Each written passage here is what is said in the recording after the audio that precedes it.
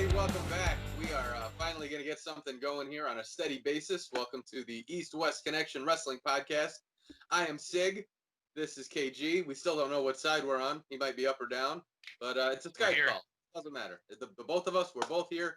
We're both ready to bring you some brand new content, believe it or not. We decided, we took a little time to discuss this as a team, us and the editors and all those guys, all the hardworking people on the crew here. We decided we're going to change format. The Monday Night Wars, while it was a great time in wrestling, and we had some fun with it. It was a real dark period, especially for the WWF. A lot of really just piss poor content. The upcoming pay-per-view that we were trying to get through, it had Diesel versus the Bulldog as the main event, and we were listening to Jim Cornette podcast. And he was even talking about it. He was even there for this, and he even talked about how this was just a really bad time, really just poor quality of stuff. So rather than us try to give quality take on that stuff, we decided, you know what, we're still fresh enough with what we're doing here. Let's just scrap that. We're going to change the format up. So we're just going to be a little more random. We're both so knowledgeable in with our years of being wrestling fans that we're just going to change things up. We're going to do things a little more randomly and hit on some more fun points, some more interesting topics. So today we're actually going to get into two different versions of a top 10 list, the greatest Intercontinental Champions of all time. My list is going to be more personal favorites, and then KG is going to get into more of like the actual greatest and more of a historical standpoint. So KG, Sure. welcome. How are you doing, my man? How you doing tonight?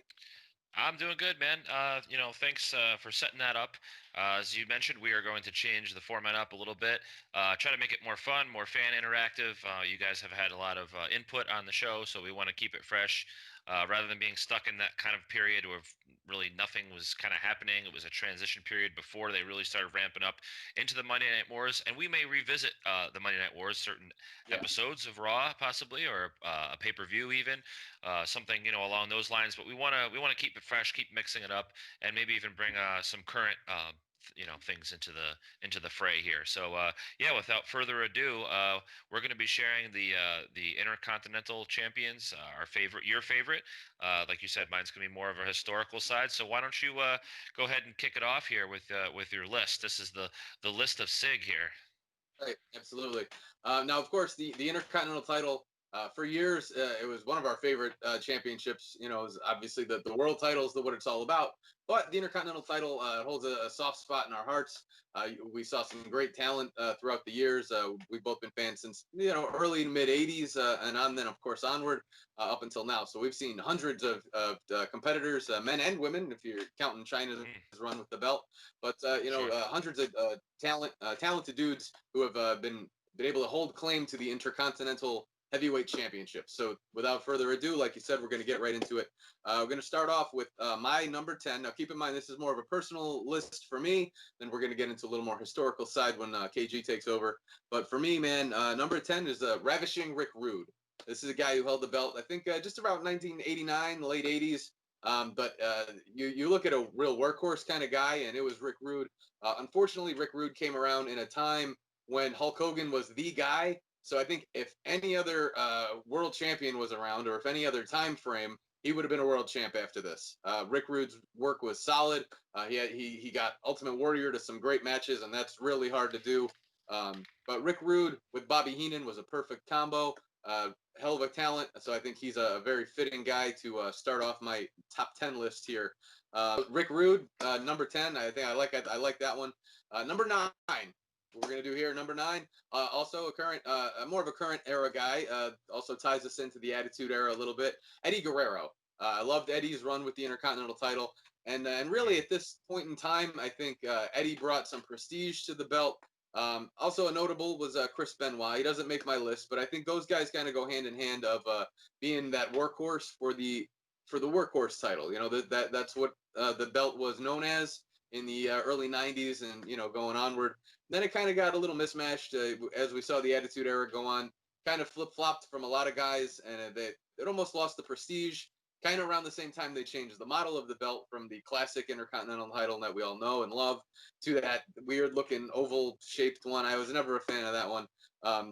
Belt aficionados, I think, would agree with me that it was a really ugly looking title. It kind of took away from the prestige of the belt. So, but Sure. Eddie's with the title. He had a great feud with China, with and against China, and also great matches with pretty much everybody on the roster. Eddie Oh Guerrero, yeah. a very fitting number 9. So moving right down my list, another current era guy, Rob Van Dam, RVD, the whole effing show, of course, uh, multiple time champion, and another one, very hard to get a bad match out of the guy. We love his ECW stuff and onward, so very hard to find a point against RVD. So I think RVD is another fitting guy to start rounding out this list. Now, number 7, this one, like, this is my personal list. So this guy was the Intercontinental Champion when I started watching wrestling. Now, that's kind of hard to believe. I was a toddler, so it's hard to remember this, but Greg the Hammer Valentine. I think just a solid in-ring worker, especially at the time, and had some great matches and feuds with Tito Santana, Chico Santana. So Greg Valentine makes my list just for nostalgia's sake. Now, Sure. moving right along the list, number 6, I think he bills himself as the greatest of all time, but for me, he doesn't quite make it that high. The Honky Tonk Man. Very lengthy run and some real entertaining stuff. Honky Tonk was a character well ahead of his time. Um, and then he kind of made the Ultimate Warrior, I think, too, which was a big thing. They were trying to push the Warrior hard, and the squash at SummerSlam '88 was a great jumping point, a great stepping stone for the Warrior, getting him to that Sure. next level, that main event status. So Honky Tonk, Definitely. I think, definitely fitting for that greatest of all time list that we're trying to get through here. Now, number 5, Bret the Hitman Hart.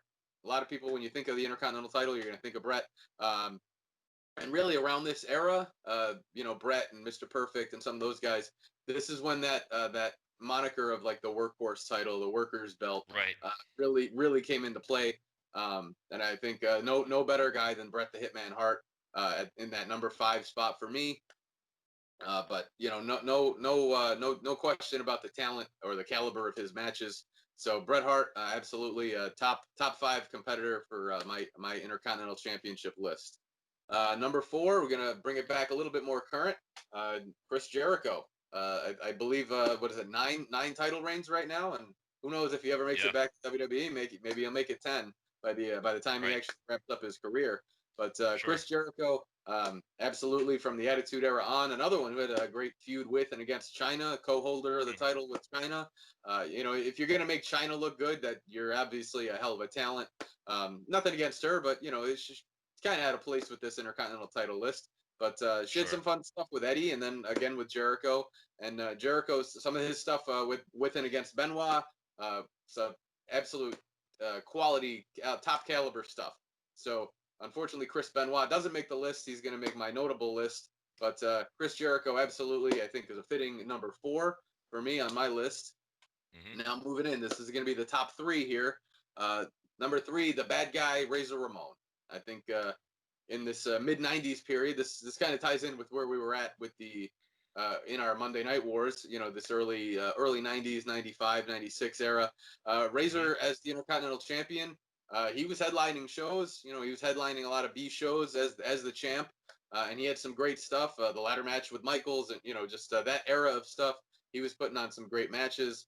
His head was in the game at that point in his career, and I think he really elevated that title at that point, just to a higher level. So Razor Plus, Ramon, you have a personal connection with his title reign too, don't you? yeah, actually, he was one of the first dudes I met. I think as like a 12-year-old kid. My mom and her boyfriend at the time took me to the arena early, and they were filming. Some of you may remember this, or if you want, look it up on YouTube. It might be out there somewhere. But Razor Ramon had a no smoking campaign, like one of them little vignettes, and he was filming it outside of the Utica Memorial Auditorium. I was marking out like you wouldn't believe, and sure enough, my mom, asked him after they were done filming for a picture. So I actually have a picture of myself holding the Intercontinental title. You can literally see a tear in my eye. It was cold and windy that. That's what I blame it With a on. tear But in my eye. yeah, absolutely. But yeah, that was a hell of a moment for little 12-year-old Sig. And so Razor Ramon is the Intercontinental Champion. He let me hold the belt, man. How friggin' cool is that? You know what I mean? So Definitely. Razor number 3. for sure. Now, moving in top two, I think you can tell where we're going. There's only a couple of guys left who have really been that top echelon when it comes to the title runs here. So I got to give it to Shawn Michaels, HBK. After the heel turn, I thought Shawn was the absolute best. I was such a huge Shawn Michaels fan at that point in his career. They put the belt on him, and I thought he could have been the main eventer at that point. 92, 93. Took him a while to actually get to that level. I don't think they actually pushed him to the top until 95, 96 is when we really saw it start happening. But Shawn Michaels as the Intercontinental Champion, when he beat the Bulldog on Saturday night's main event, I remember I was flipping the hell out. But at that time I should have been cheering the Bulldog. I should have been cheering the baby faces.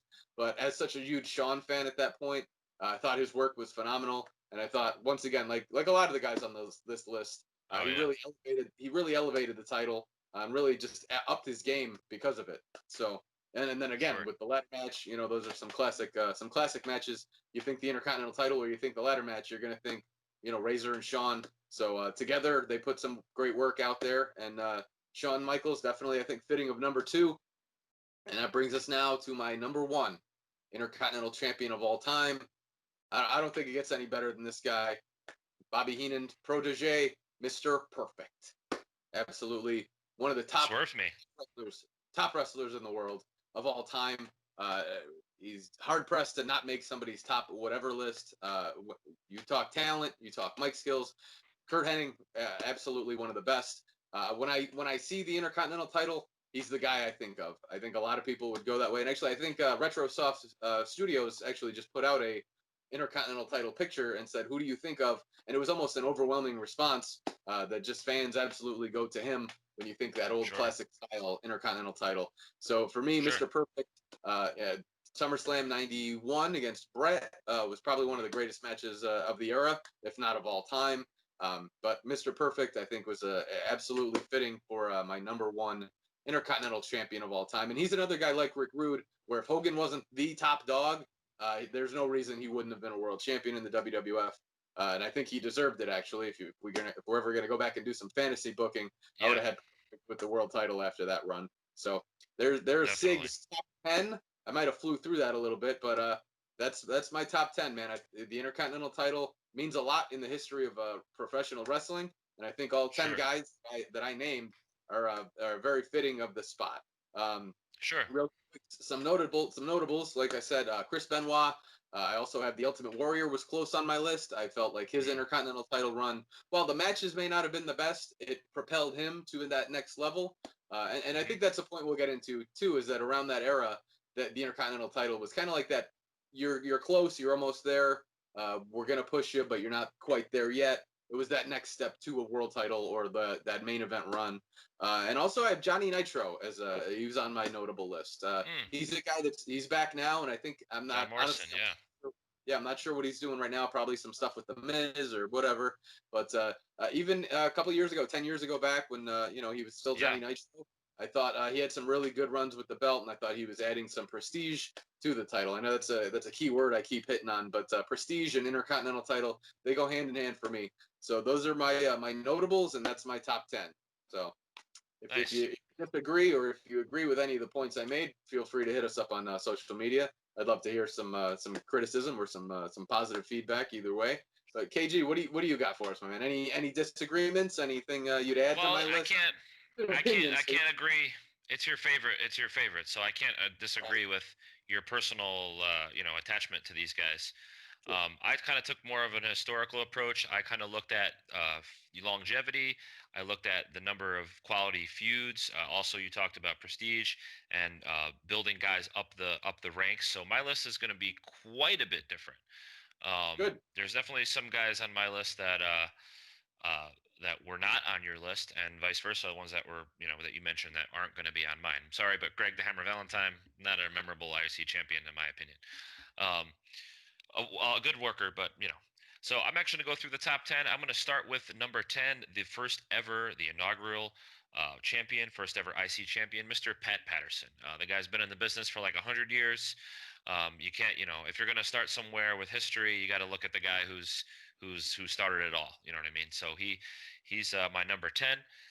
Number 9, it might be a little low for some people, or high, whichever way you're looking at it, going down the list. The Honky Tonk Man. I just felt like Honky Tonk Man, he had the belt for a really long time, but I can't really think of any quality feuds. I know Jake he feuded with for a little while. I guess that was probably the only quality one I could think of. But he had it for 450. I'm sorry. I said beefcake maybe, but yeah, no, I agree. Yeah. But he did have it for a long time.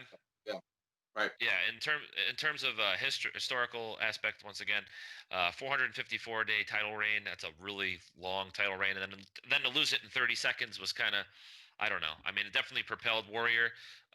It definitely, and Honky was more of a character than a great worker. While a solid worker, I don't think he fits like the Mr. Perfect type, and so on. Or even this guy, number 8, Pedro Morales, 619-day title run. Back then, the belts didn't change and flip flop 100 times, kind of like we saw in the Attitude Era, where somehow Jeff Jarrett became a 6-time Intercontinental Champion. Nothing to take away from Jeff Jarrett, but the belts just seem to flip flop a lot. So a little bit different era with booking. But I think of his feud with Don Morocco, which is an iconic feud. The guy had it for a ridiculous amount, a long time. Also became world champion, I believe, after that. So I want to say he had 2 title runs, maybe only one, but I don't remember. I want to say maybe him and Rocco flip flopped. Um, Number 7 was your number 1, actually. I can't leave Mr. Perfect off this list, even if he just has the 2 title run, the 2-time champion. His quality of matches, his work with Brett, and really anybody was just, bar none, one of the best. Number 6, I'm kind of flying through, but I do have some points here I want to make. Number 6 would be my personal favorite, and would be the guy who I would think of as the IC title, or Mr. Perfect, or another guy I'll mention in a bit. But the bad guy Razor Ramon, from '93 to '95, he was a 4-time champion. Of course, WrestleMania 10, the ladder match, is considered one of the greatest matches of all time. Maybe a little overblown, in my opinion, but it was still a great match, iconic match. The they call the first ever ladder match really wasn't. Their second match, which I watched recently, just before we started doing our research on the show, that before we had the old format, that second one was crazy. I mean, that was like, whoa, like the spots were way, like they took it up even higher, which was weird because nobody ever talks about the rematch really. Right. Um, Number 5, another personal favorite, that you mentioned, we're probably close in the list with him, was Rob Van Dam. Rob Van Dam, no matter what belt the guy had, he always had great matches. I think of him as probably the greatest ECW television champion of all time, and I think the longest reigning as well. But it Yeah. just seemed like, well, he was a 6-time IC champion.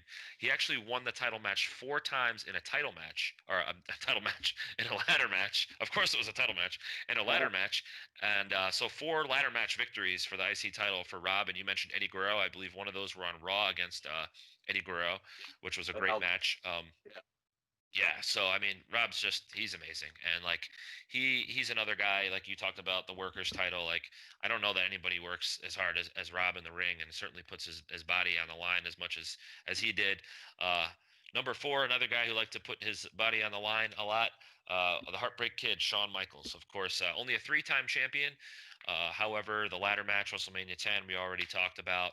Um, he when he was the bad, with Sherry Martel, that IC title era, I thought was the best for me out of the 3 reigns that he had. Number 3, I kind of struggled with this one a little bit, and he wasn't even on your list, which is weird to me, especially talking about the early days. Is the Macho Man, Randy Savage? The Macho Man, he only had the one title reign, but I felt like his was so important, and when he had it, he called it the heavyweight world. He wanted to elevate it right up. He was like basically saying that this is on par with the world title, Hogan, with my title. And then of course you think of WrestleMania 3 with Ricky Steamboat. Um, one of the greatest matches of all time yet again. So it was hard for me to take Macho off the list, or even put him any lower than 3, just because of what he brought. And he's one of the greatest workers of all time. So any belt that he had is, of course, going to be add plenty of prestige to it. Number 2, Bret the Hitman Hart. Of course, his feud with Mr. Perfect. I think of the matches that he had too. His WrestleMania 8 match with Roddy Piper was just one of my all-time favorite matches. Um, Yeah. and it's just I don't know. The Hitman he was on another level, and he's another guy you think of from that time period as being an intercontinental champion.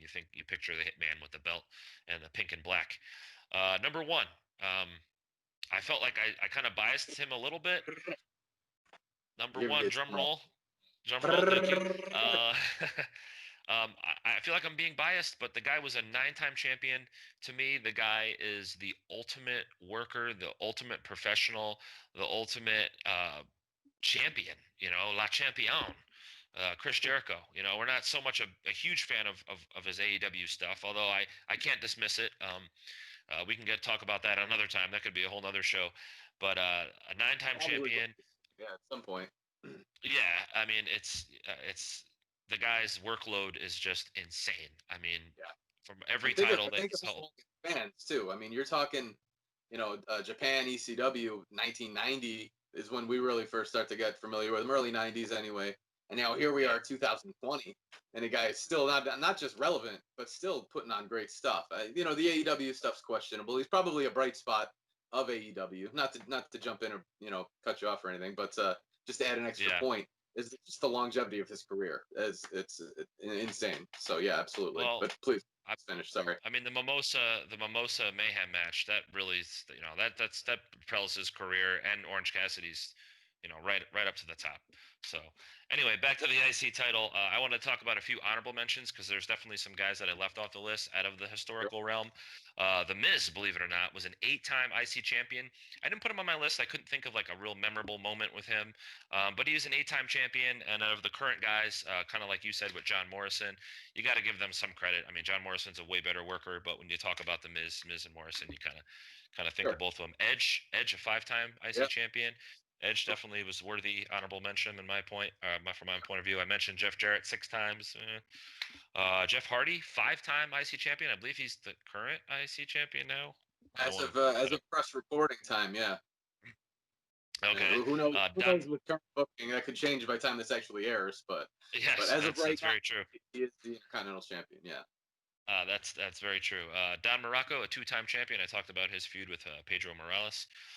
You mentioned Rick Rude and the Ultimate Warrior. I don't think of them as an individual uh, title run, but I think of their cage match. I think Yeah. of Warrior getting up the title for title. Um, Triple H and The Rock, same thing. You can put them. I think of their ladder match, and I think about their feud that they had. I think Triple H was a 5-time IC champion. Back in the late 90s, almost at 80s.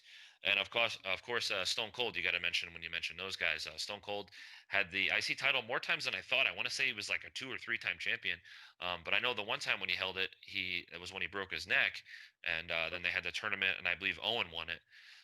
So going back into the Attitude Era, we still seem to gravitate back to that because it was such a groundbreaking time. That's my top 10, and I'm sticking to it. But if you guys feel like I left someone out of the ranks of the all-time list, once again, my list is an all-time list. Your list is more of a personal favorite. So Right. you can mention your personal favorites. You can mention who you think might have been left off of the all-time greats, or somebody that you think of for the IC title. But I just wanted to touch on briefly. What are your thoughts currently of the IC title? I know we don't watch much of the modern product, but like, I feel like Right. it's just like a placeholder belt now for like stuff that they don't have for like the top guys. Yeah, no, I could definitely see that. I think for a while they actually put it on Sami Zayn, who's a personal favorite of mine, so I was happy to see that. But again, it flip flops, and there's not really anybody consistently that you could think of from probably the past 5, 10 years, even on that you say, oh, the Intercontinental title. That I draw immediately to the Miz, or I draw to Jeff Hardy. It's just it flip flops, and it's not really that next level belt like we were talking about for a Yeah, Rick Rude, Mr. Perfect, a Shawn Michaels, where you were like, oh, this Macho, might be the guy. They're gonna, yeah, exactly. They're yeah, gonna move him up, Savage, yeah, and he's on that Brett. next level. Right. Yep. Now it's like a placeholder title. But I mean, maybe that goes to booking. The WWE has not been the strongest booked company for quite a while. I'm sure a lot of internet fans will agree with us on that. So I think a lot of that, unfortunately, has to do with that. But well, I guess one thing I can say is that this newer version of the title, it's a lot better looking than that Mm. oval shaped one from the True. Attitude Era that nobody was really a fan of. True. However, I like that they brought back the classic title during Cody Rhodes' run, and then they kept Hmm. that for a while with the white strap for a while. So that was kind of Yeah, I cool did for like that. the belt aficionados of the world. I know there's a few out there. So Hmm. that was a nice throwback for a little while. But I don't know. Image wise, I guess it's a cooler, it's nicer looking title than the previous. But as far as booking goes, I think really that's a shot more at WWE than the title itself. But the the quality is still there, but this the presentation is off. So I guess that's one way to look at it. But I don't know. Unfortunately, just the current product doesn't do too much for me. So I wouldn't want to go too far in because I don't even know what I'm talking about when it comes to current stuff. I haven't Right. watched besides WrestleMania. I can't even tell you the last thing I really kept up on, and that's sad. Yeah. I don't even want to blame it on COVID or the lack of the crowd or the Thunderdome or any of that stuff because I wasn't even watching before. So, Right. you could take a shot at me if you want. How could this guy be a wrestling fan? He's not even watching the current stuff. But currently, I'm way more into indie wrestling or some of the more local end guys, that kind of stuff. But yeah, as far as current day WWE goes, just I'm out of the loop, and maybe they'll do something that'll get me back in. But Right. for me, it's tough to watch, and it has been even before COVID-19. So, And it's too bad too because I feel like they have plenty of talent. You know what I mean? oh, Like we could talk about our fantasy booking all we want, but when you bring up a guy from NXT like a Keith Lee or a Matt Riddle, like to me that's like a perfect IC title guy. You know what I mean? But instead it's sure, like, oh, Finn Balor, you were a champion before, and we don't have anything for you right now. So why don't you have the belt for a little while? Or the when AJ got it again, it was like, right. it doesn't make sense, and it's too bad You know, because there's such a talented roster. Yeah, absolutely. But what you just said actually brings up a great talking point, I think, is that nowadays you'll see a guy get to that intercontinental level, then he'll break through and he'll get to the world title or the universal title. And then after they're done pushing him, he'll go back to that level. You didn't see Right, that. that's what I was trying to say. You never Right, saw, like once Macho won to the one when he went up to the world title, he was a main event guy from that point on. right, right. Nowadays, you do. You'll see a Finn Balor. He got that Universal title run, which I think was cut short due to injury or Real what short. have you. Yeah.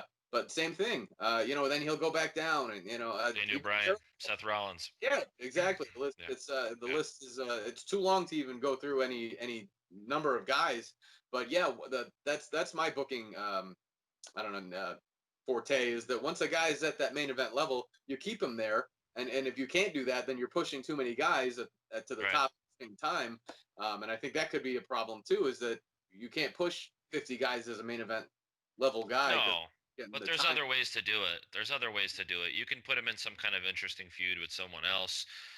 You can put him, which is kind of another placeholder issue kind of thing, but kind of what AEW I did. I mean, I don't even want to give them much booking credit, but what they did with Kenny and Hangman, maybe they didn't have anything for them right away, or maybe they weren't such established stars right away for television. So they put them together as a tag team, have them be tag team champions for almost a year or 6 months at least.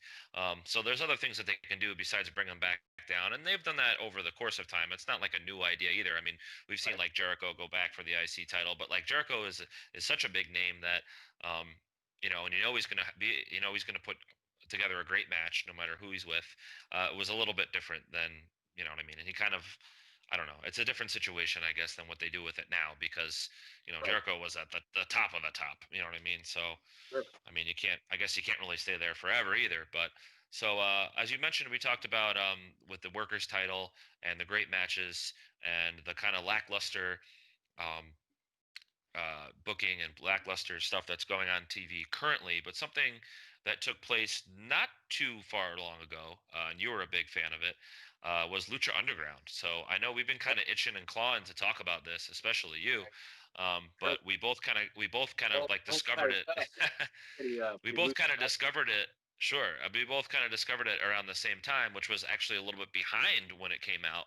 Yeah, But like we just fell in love with it. And if you look at both rosters now of WWE and especially AEW, it's yeah, loaded with Lucha Underground talent. for sure. Yeah, absolutely. So that brings us to what's going to be next week's episode. we're trying to keep these a little quicker, a little shorter, but at the same time, we're going to throw some new stuff at you. So that's going to be next week. We're going to be taking a look at some of our favorite Lucha Underground matches from seasons 1 through 4. We're also going to be taking a look at kind of where are they now, because a lot, like you said, there's a lot of great talent on the rise or already there that made their debut or at least their national exposure debut in Lucha Underground. But it really it was such a niche product. I don't want to get too far into it because we'll be spoiling next week. But it was such a niche product that not too many people got their eyes on it. And like you said, even we caught it late. We caught it on Netflix. You know, we were like looking for something new to watch and stumbled across it. And but yeah, man, I think that's going to be an interesting episode next week. So keep that in mind. Lucha Underground, this is the best of type of episode next week. I'm really looking forward to that one for sure. So that's yeah, definitely. That's coming up next week. I think we could actually. I just wanted to touch. Oh, sorry. Go ahead. No, I just wanted to say that I think Lucha Underground also got dismissed a little bit from some fans that may not have been a fan of Lucha Libre because it's kind of a spot fest. But they actually they told stories a little bit differently than what you'd see, maybe not now because WWE kind of have used some of their ideas. I feel like. Oh, absolutely. But especially during the beginning of COVID when they went more theatrical, when they didn't have the fans at first and they were trying to get creative, you know, the Boneyard match and things like that. That seemed so new and out of place to WWE fans. But to any Lucha Underground fan, we were thinking, wait a minute. We did this supernatural type stuff. You know, this was Lucha Underground to a T. And that might even be a little bit of Chris DeJoseph in there because he was main head writer for Lucha Underground and then he ended up back with WWE. So that might have his fingerprints on it a little bit, but yeah. But like I said, I don't want to get too far ahead of ourselves. We're kind of getting into next week right now, but I could talk Lucha Underground until next week if you let me. So, but yeah, so I'm excited for next week's episode. We're gonna get into some fun stuff. So, excellent. All right, so like once again, if you guys want to drop us a like or a comment about the Intercontinental Champions, please do so. Once again, we're going to be taking a look at next week's episode, which is Lucha Underground. We've been chomping the bit kind of to talk about it a little bit for you guys that have not seen it. Maybe you want to do a little research on it, or maybe after next week's episode, we can kind of talk you into at least checking out a few of our favorite matches from then. So for this week's episode, I am KG Sig. Thank you for joining us once again. It's been every episode you've been here, so I appreciate it. Well, except the Tully episode. I started that one, and then I had something happen. Well, I meant since then. Yeah, I meant since the Tully episode, you've made every episode. That's what I was trying to say. For sure. So thank you. So once again, thanks for watching.